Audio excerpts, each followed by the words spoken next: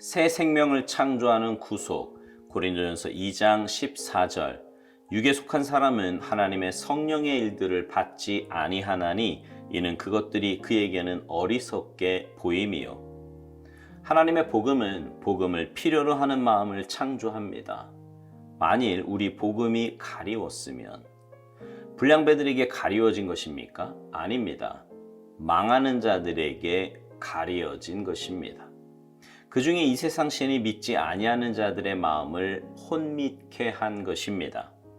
대부분의 사람들은 스스로 도덕적인 양심을 느끼지 못합니다. 그러나 하나님은 하나님 자신을 드러내심으로써 인간 스스로는 절대로 의식할 수 없는 어떤 필요를 그들 속에 창조하십니다.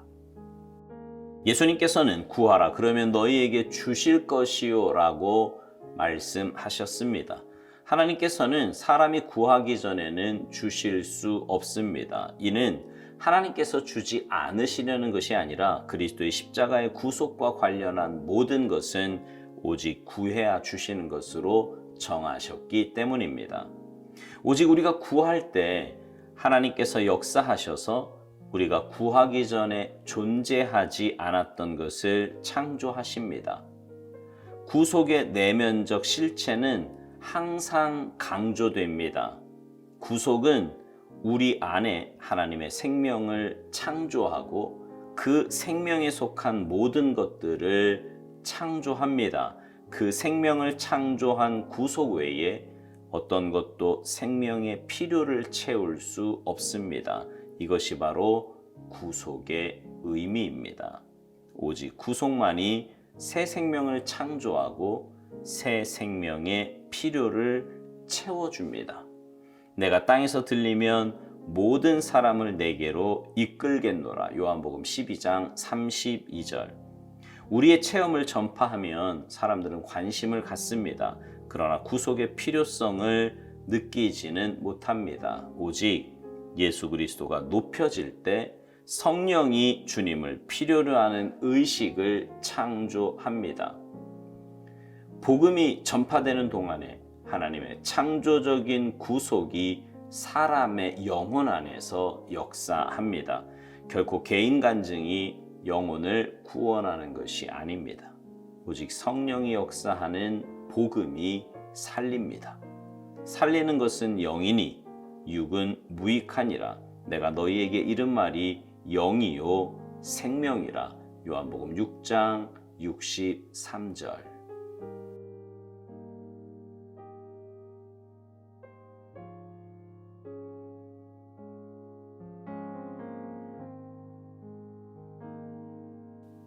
사회가 개인주의화 되어 가고요. 개인의 인격을 존중하면서 하나님 중심이 아닌 인간 중심의 사회로 되어가고 있습니다.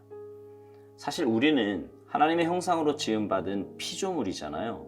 그 말은 우리의 삶의 중심은 내가 아니라 하나님이시라는 말입니다.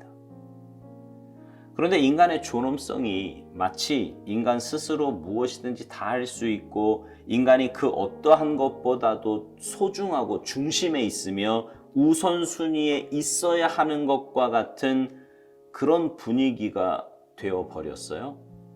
그러다 보니 하나님을 위한 헌신도 또 온전한 순종도 마치 내가 받아야 할 존엄성을 내려놓고 희생당하는 것처럼 착각하게 만듭니다. 그러나 여러분, 죄로 인해 타락한 우리는 자기를 위하면 위할수록 하나님에게서 더 멀어지게 되어 있어요. 그리고 반대로 하나님을 위해 살면 살수록 그것이 바로 나를 위한 삶인 것입니다.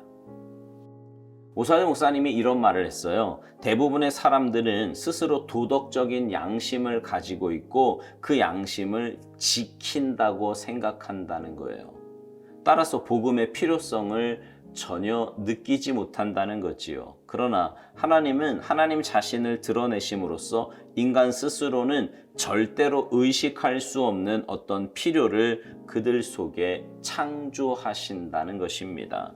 그렇습니다. 좀 전에 말씀드린 것과 같은 사회 분위기에서는 인간이 자신의 실존을 올바로 깨닫기란 결코 쉬운 일이 아닙니다. 자신의 실존을 올바로 깨닫지 못하니까 구원의 필요성도 하나님의 은혜도 필요 없다고 생각하는 겁니다. 남에게 피해 안 주고 그냥 나만 착하게 살면 되지, 이런 생각들을 하는 거예요. 그 말은 자기 스스로가 그런 삶을 살 수 있고 또 그렇게 살고 있다고 착각하고 있는 거예요. 그러나 여러분, 하나님에게서 멀어진 사람이, 하나님과 상관없이 사는 사람이 그렇게 산다는 것은 불가능에 가깝습니다. 가장 가까이에 있는 가족에서부터 혹은 함께 직장 생활하는 사람이나 아니면 이웃에 사는 사람에게까지, 아니 좀 더 근본적으로는 자기 자신에게 하나님의 뜻과 상관없이 살면서 해를 줄 수밖에 없기 때문이지요. 그래서 우리에게는 하나님의 은혜가 필요하고 하나님의 도우심이 필요합니다. 그리고 주님은 그런 우리를 위해 구하라고, 그러면 주실 것이라고 말씀하셨습니다.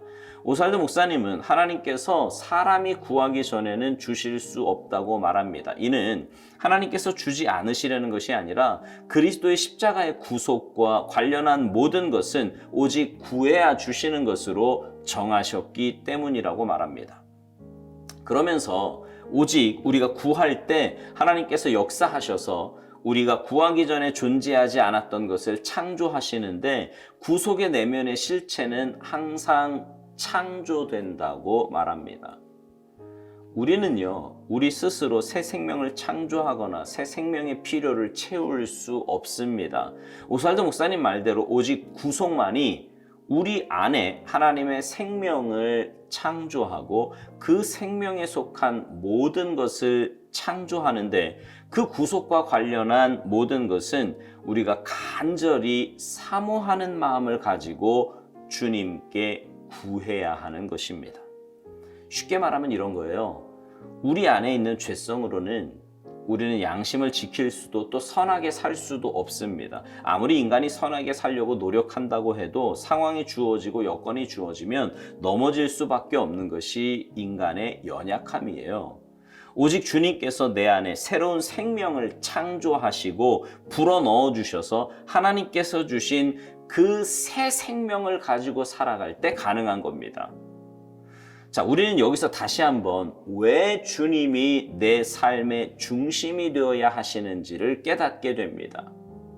말씀을 알면 알수록, 주님 앞에 서면 설수록 자신의 무능함과 연약함과 더러움을 깨닫게 됩니다.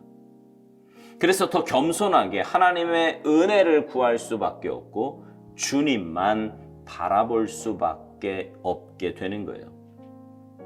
오살도 목사님은 묵상 마지막에서 이런 말을 합니다. 우리의 체험을 전파하면 사람들은 관심을 갖는다는 거예요. 그러나 구속의 필요성을 느끼지는 못한다는 거지요. 오직 예수 그리스도가 높여질 때 성령이 주님을 필요로 하는 의식을 창조한다는 것입니다. 그러면서 복음이 전파되는 동안에 하나님의 창조적인 구속이 사람의 영혼 안에서 역사하는데, 결코 개인 간증이 영혼을 구원하는 것이 아니라 오직 성령이 역사하시는 복음이 살린다고요. 우리가 복음만 전하고 주님만 높여야 하는 이유가 바로 여기에 있습니다. 복음만 전할 때 성령님께서 그 마음을 만져주십니다. 하나님의 형상으로 지음받았기에 인간 안에는 누구나 그 영원에 대한 사모함이 있습니다. 그리고 그 사모함에 성령님의 은혜로 말씀이 닿으면 새 생명이 탄생하게 되는 것입니다. 사랑하는 성도 여러분, 인간의 나약함과 무능함을 말씀 앞에서 철저하게 깨달으시기 바랍니다. 그래서 하나님의 은혜와 도우심을 날마다 겸손하게 구하시기 바랍니다. 그럴 때 성령님께서 역사하시고 은혜 주시고 구원의 길을 열어 가실 줄 믿습니다. 바라기는 여러분의 삶이 늘 주님 앞에서의 삶이 되어서 그런 여러분의 삶을 통해 새 생명을 창조하는 구원의 역사가 나타나게 되기를 주님의 이름으로 축복합니다. 아멘.